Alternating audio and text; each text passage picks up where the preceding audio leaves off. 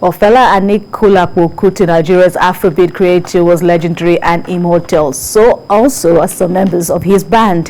One of them is Lekon Animashao, described by many art critics as exemplary, committed, and a model of loyalty. Animashao, popularly called Babani, was Fela's band leader for 32 years. He also served Seun Kuti, that's the son, for 19 years. Babani was honored with a series of activities to mark his 85th birthday in Lagos last week. And one of these activities was a symposium titled Music as a Weapon for Socio-Political Development, which attracted dignitaries like art critic Benson Idonije, who introduced Babani to Fela, as well as journalist and civil society activist Lanre Arogundade and our own BKO. Let's share part of their discussions on the legendary Fela and Babani during the symposium with you.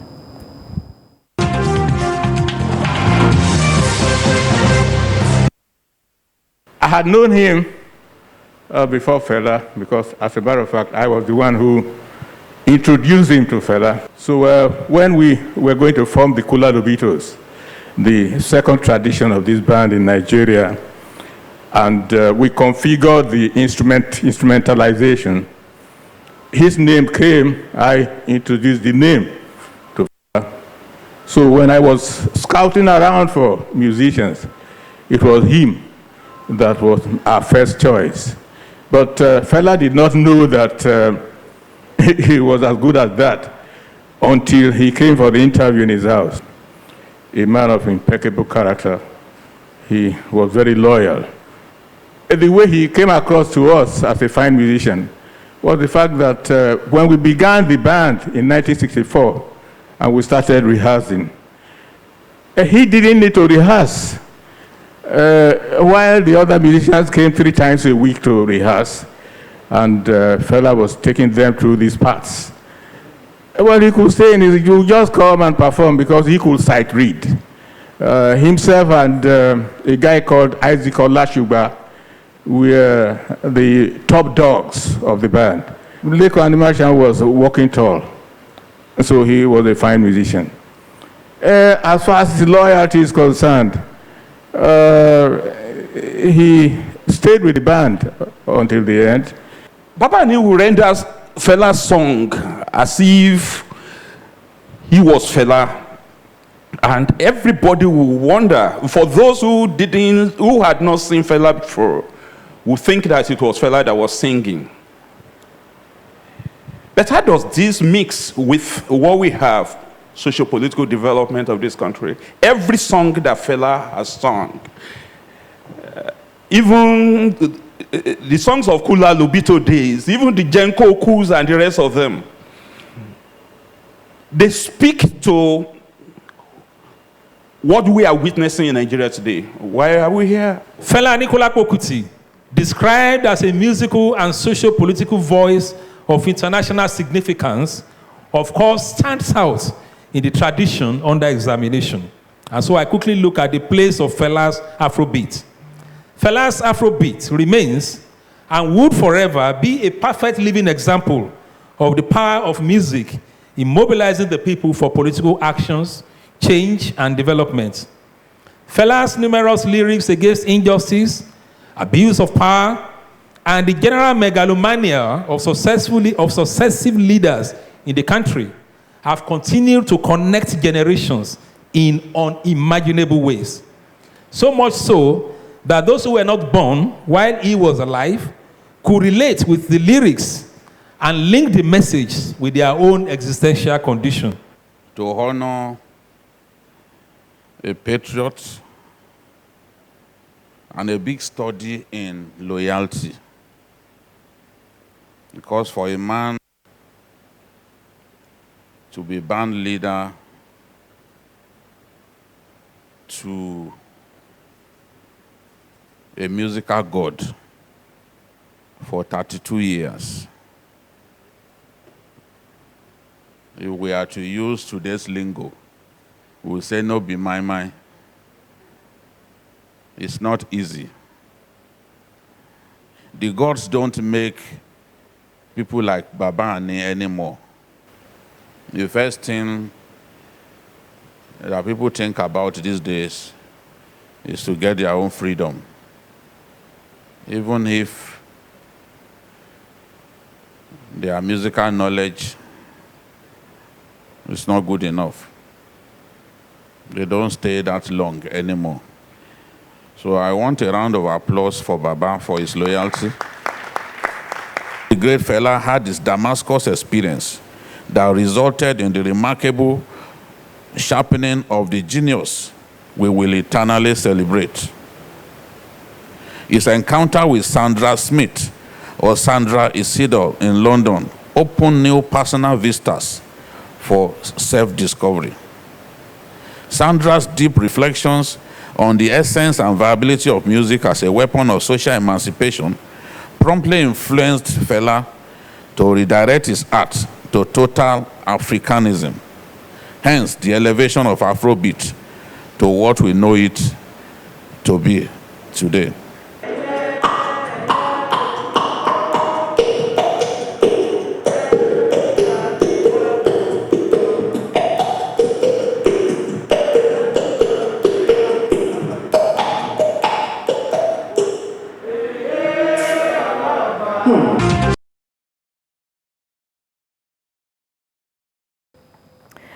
Very interesting indeed, looking at the wonderful life that Babani has lived, especially in his almost 50 years, if not more than, working with Fela and with the son, and now he's a remarkable 85 years old.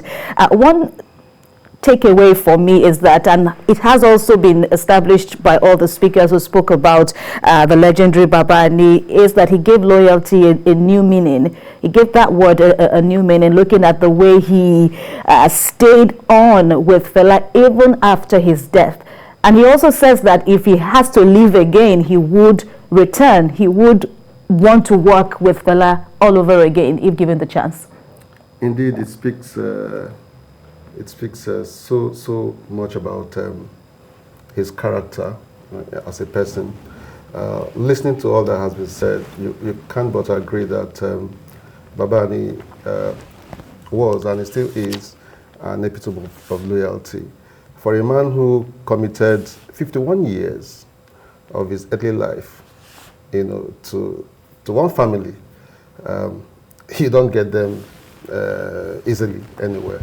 So I'd like to, join the rest of Nigerians and indeed all culture, enthusiasts to say a big happy birthday to a man who has left his footprints not just in the music and entertainment industry, but like you said, has given a whole new meaning to loyalty.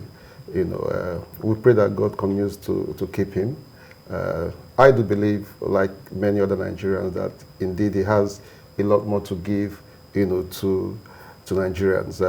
I was pleased to read about his foundation, what he wants to do with the younger elements, and all that. So he needs all the support he can get from us, and indeed anyone who is interested or keen about the entertainment industry in Nigeria, which has grown, to become a major competitor, within the global space.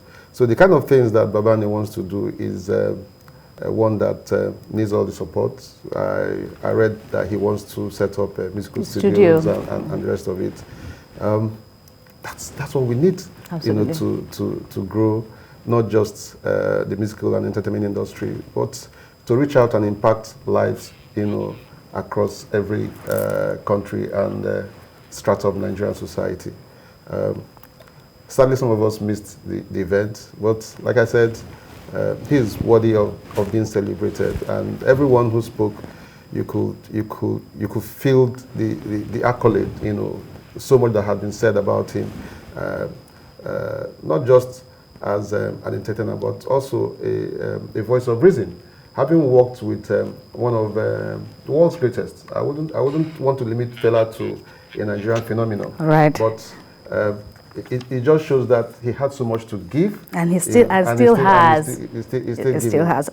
That's even my takeaway too from your contributions now to the birthday goodwill messages pouring in for Baba Ani. But let's also hear from Wale Adeoye. What are your takeaways from the life of Baba Ani? I think for one thing, I have met him several times. One impressive thing is that it's good that we are celebrating him when he's alive, because not many musicians, not many heroes, I have that kind of opportunity. For instance, before he met Fela, he actually started with Agilo and his Cubanos. That was 1959. And Agilo died February this year, and he was not that celebrated. And he met Fela actually at the Nigerian Broadcasting Corporation in 1961, when where Fela was a producer. And he was also part of the dance orchestra. And then he joined Fela, I think, officially in 1965. And since then, he didn't look back. The most difficult moments that Fela passed through, Baba Ani was with him. And Fela never had a rosy time. He was always having difficulty with authorities. In 1970, when he set up Kalakuta Republic, and the place was burned down in 1978, if you are not strong-hearted, because the tree is murder, from a second-story building, Becker was there. He was brutalized. Women were thrown away from the, attribution from the housetop and all that. But Baba Ani was there. He stood with him. And also when they went to Los Angeles in 1969, he was there when Fela was arrested in Italy. And when the police came, Fela said, you won't come arrest like this. When I know say you cannot arrest me, you go carry me. You cannot arrest me, you have to carry me, because just two policemen, you have to come in a team and carry me. And Fela was eventually released. He was there. And even when Fela was arrested in the time of Idiagbon and sentenced to, he didn't abandon the family. So I think it's a good story in loyalty. It's a good story in the fact that he also shared Fela's revolutionary ideology, and he never betrayed the cause. So I think I'm glad that we are celebrating him today, because when you are talking about a particular musician, a tree cannot make a forest. Indeed. It's a combination of efforts. So Baba Ani was, was part of that great story. Right. Well, BKO is live with us now. Hello, BKO, and I could totally relate with your birthday message about Baba Ani, because devoting 51 years of your life to serving one family, as Sam Ebemere put it, it is rare, especially in our generation today.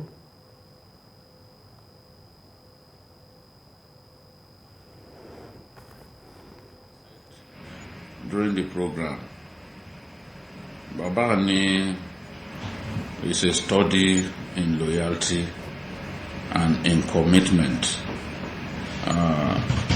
Whatever he wants to do, he sinks himself totally to it.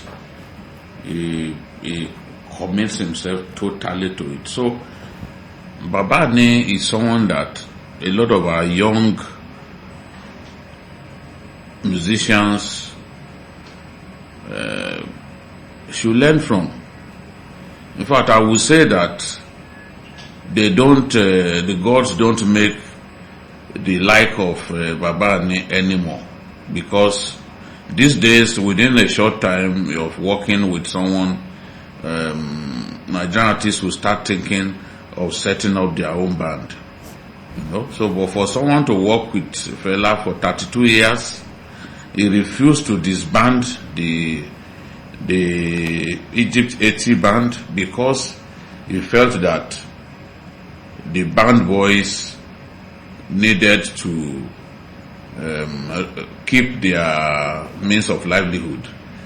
And for 19 years, he also worked with Seun Kuti as his band leader, mentoring him and ensuring that Seun Kuti grew to become the tremendous artist that he is today. So there's a lot that we can learn from this old man. Many people work for artists and they don't get the credit that they deserve. It's a thing of joy that somebody like German and Nikolaku and probably Nigeria's most famous art critic that's Burna Boy's grandfather, Benson Idonije, thought it was fitting to honor Baba in the way that they have done. And it really makes me happy that in his lifetime, he got the recognition that he richly deserves. We wish him the best indeed and hope that all his dreams come true, especially for the development of the youth and the music industry in particular.